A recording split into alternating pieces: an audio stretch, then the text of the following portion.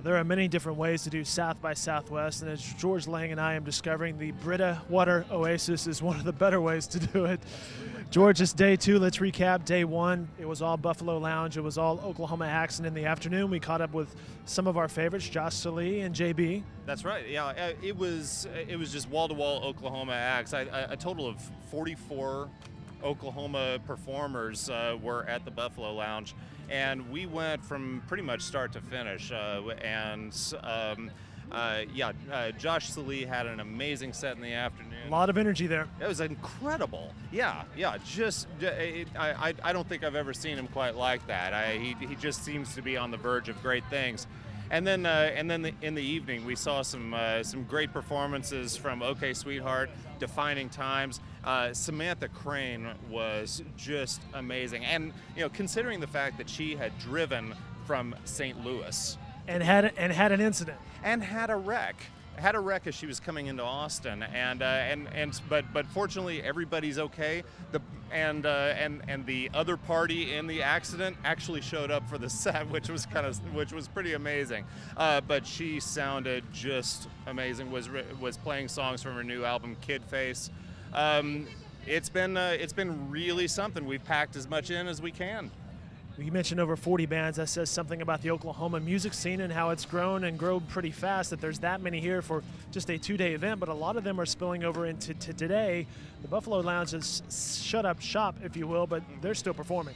That's right. Yeah, we've got Skating Polly's performing at 3 o'clock at it's a private function for Virgin Records, Virgin Mobile.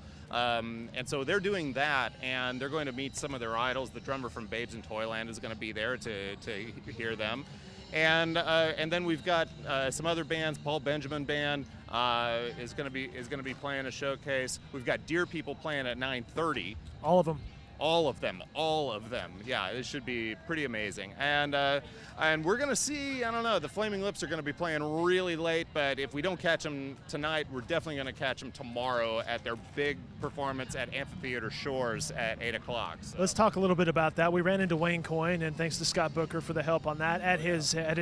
Wayne Coyne had a Life in the Ear of His Cell Phone video movie premiere last night, I guess, and we caught up with Wayne for an exhaustive 9-minute interview, and there was a guy who was shot in the background or something. Guy fell into a sign. It was amazing. Yeah, we thought somebody had been assassinated, but everybody's okay. Wayne was awesome. He talked at length about the new film that he's a part of, which is A Year in the Life of Wayne's Phone. They just went in and tracked all of the things that he's done, like photos he shot, his tweets, all of these different things. So admittedly, it's not a routine everyday cell phone. No. Wayne's cell phone is better than all of our cell phones, I think. Perhaps a not safe for work cell phone. Not safe for work. Not exactly PG. But it's but a fascinating cell phone at that. He talked about that, and then he talked about the performance at Amphitheater Shores. They're going to be playing most, if not all, of their new album, which is called The Terror, and it comes out on April 2nd, so a big one. And you asked him about that, and he said there would be a brand new stage show, new lights and all that, which is of course what they're known for. Yeah, and he said that it's going to be quite a bit different. I mean, they're going to play a lot of their anthems, a lot of the hits, a lot of the things that people are familiar with from the Flaming Lips, but then there's a different tone to The Terror. It's I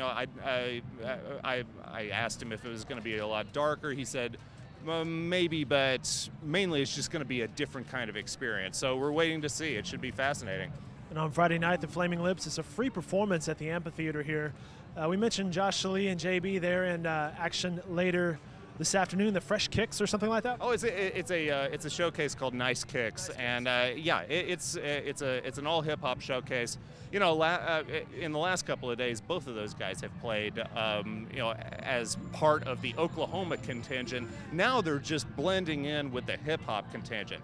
Now last year it was huge. I mean, there were some people like Kendrick Lamar showed up, who's just huge right now. Action Bronson was there. I mean, they had some pretty amazing people. This year, it looks like it's let's see, A$AP Ferg's going to be there, and possibly Macklemore and Ryan Lewis. So it could be pretty huge. It's just sometimes what I've been told is that it's a free-for-all. Anybody could get up on stage, and so Josh is going to be playing, JB's going to be networking. Should be a big day for both of them.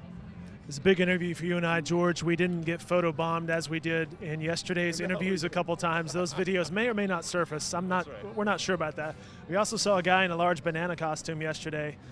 So it's Austin. It's just part of the adventure. If a guy in a banana costume's the worst thing that you see, then it's not South by Southwest. And more South by Southwest coverage available on newsok.com and, of course, in the Oklahoman. And follow us online at Twitter as well.